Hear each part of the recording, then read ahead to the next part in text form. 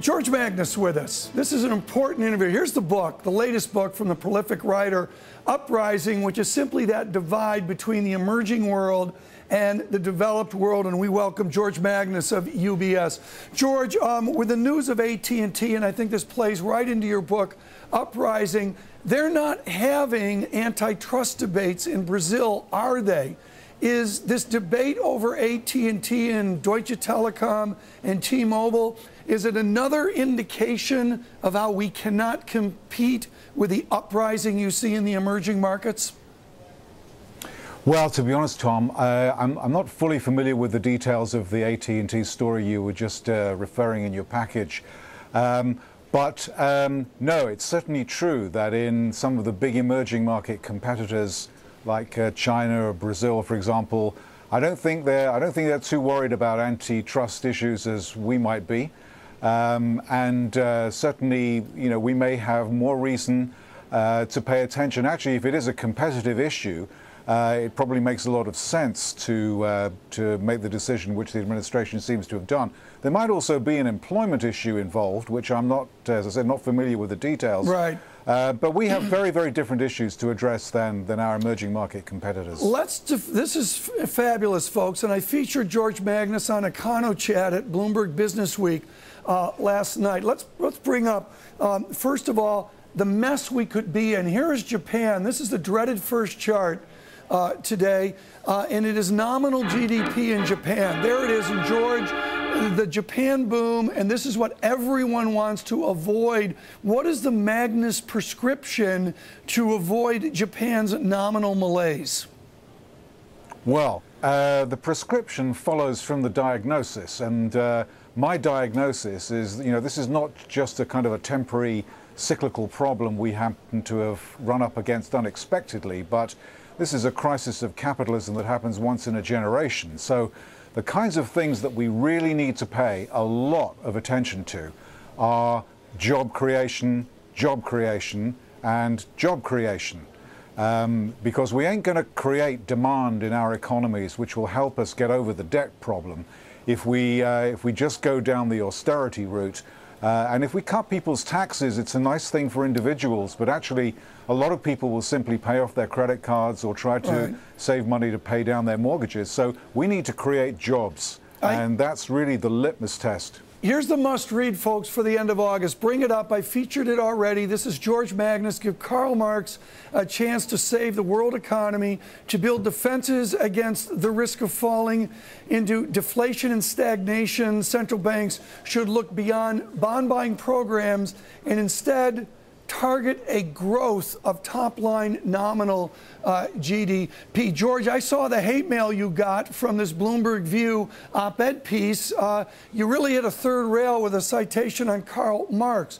Well, how do you respond to economists and to our viewers who say targeting inflation, a higher level inflation, isn't the way to go?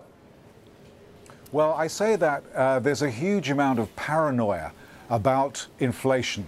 The reason I say that is the reason I think it's paranoid is because we are faced with such enormous deflationary pressures coming from the deleveraging, the reduction of debt and the down payment of debt, that I think we need to create a little bit of inflation. Now, I will grant my critics, the point, which is that today may not be the day to have a conclusive debate about we need to create more inflation or more money GDP growth. But I think this could well come if in the next 3, 6, 9 months we go into another contraction and we see that the nominal value of GDP, which is stagnant in the United States, could actually go down. Well, let's look at it right here. Here's a chart, folks. We've used and used. The white line is nominal GDP, what Mr. Magnus calls money GDP. The blue line is the real GDP that everybody quotes. We're just simply not there, George. Do you subscribe to Olivier Blanchard's suggestion that we need to model 4% inflation? Basically, I do. I think it's politically very difficult for the Federal Reserve or any major central bank to actually say we want to achieve 4 or 5 or 6% inflation over the next 5 or 10 years. That just seems to me a little bit of a bridge too far. But I think it would be more acceptable, and it does work, or might work, if the central bank said, look, you know, we can't predetermine what the mix of real GDP growth and inflation will be, but the world will, our economy will be much better placed to weather the storms of debt if we have nominal growth of around somewhere between 4 and 6%. So in essence, I like Olivia Branchard's view, yeah. Okay, so you see it here, folks, and here's real GDP. If we go to 4 or 6% top-line GDP, with all that controversy, I said George Magnus wrote his essay in a room full of economists, had to be sedated. Mickey Levy got gray hair over it, George. You see here 2.8%, the purple line here. Robert Schiller on this program yesterday was ambiguous about whether this would work. Alan Sinai says we may be overcome by events. There are a set of events that force governments to create inflation, aren't they? What are those events? Well, I think the events may be in the process of playing out as we speak and sit here. I mean, clearly the U.S. economy, not the only one, but the U.S. Went down to around stall speed in the first half of this year. It's not clear whether the number for the third quarter will be, you know, plus or minus a small number, but that's not the issue. The issue really is whether we are so vulnerable to another contraction that just a small shock could tip us over the edge. And I think it's very likely over the next 6 to 9 months that that'll happen. And then the circumstances will have changed, because you know, as well as many people know very well, that the employment market in the United States and other rich countries is very, very poor. There are levels of detail that go far beyond the unemployment rate, which speak to enormous social dislocation. And this is really the problem that I think we have to address. And I think it's not good enough, to be honest, for us just to turn a blind eye and say we have to get government spending out of the way, because actually government spending is part of the solution, not part of the problem. Well, very controversial, Bill. We're going to come back with George Magnus and continue this discussion. Here's a recent note from UBS and George Magnus. It's our note of the day. We can see here the contours of political and economic fission in the Eurozone, splitting the North from the South and the political elites from the citizens. And the entire conservative scope of economics is saying, George Magnus, what an idiot. George, push back against your detractors. How do we know when to switch from an inflation-adjusted analysis to an inflation solution? What does history tell us about when to move? Well, you know, what I'm trying to describe here and what I'm trying to help people try to understand, you know, this is what we're going through is a once-in-a-generation shock in our capitalist system. This is not just, as I said before, a temporary aberration. And the discussion that we hear nowadays about what the central bank should do and about what governments should or shouldn't be doing is just so similar to the kinds of discussions that happened that our parents and our grandparents had in the 1930s. It's just not believable.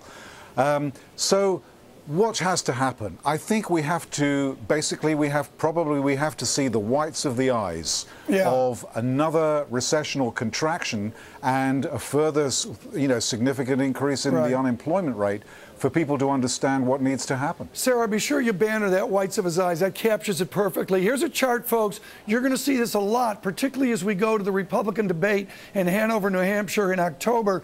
There's unemployment rate in yellow overlaid over the percent of people out forever, out greater than 26 weeks. To the right of 1993, excuse me, to the left of 1993, you can see it's a normal cyclical relationship. And then it changes. This is a structural debate, George Magnus. Now, we've got austerity in the United Kingdom. Is austerity one of the solutions as we increase inflation? I think that there's no substitute for, let me put it this way, a credible medium to long-term plan that creditors believe will repair the dysfunction in public revenues and public spending. In your case in the United States, there is no debt crisis, and there won't be a problem with the debt until after 2020. So, you know, for the United States, for the United Kingdom, for Germany, three big economies, well, at least two, and the United Kingdom is kind of following on. You know, there is plenty of scope for the public agencies and public sector to be able to try to give succor to the private sector, which actually lacks strength. We're going to have to leave it there. George Magnus, we will continue this conversation. Read this. George Magnus, hate mail. He mentioned MARX. Here's the definitive book. I can't say enough about this. I want a royalty from Meghan Desai.